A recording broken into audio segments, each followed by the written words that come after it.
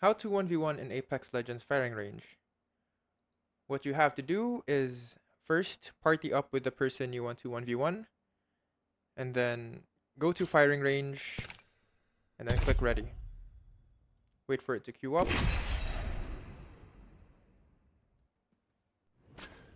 And once you're loaded in the firing range, what you have to do is press tab to open up your inventory, and then go to the customize range, go down here to friendly fire, and toggle it on.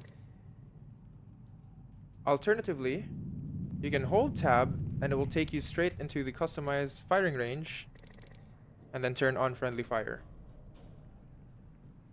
Once you have turned on your friendly fire, you can now start your 1v1s with your friend or the person who you want to 1v1. And that is how you 1v1 in Apex Legends firing range.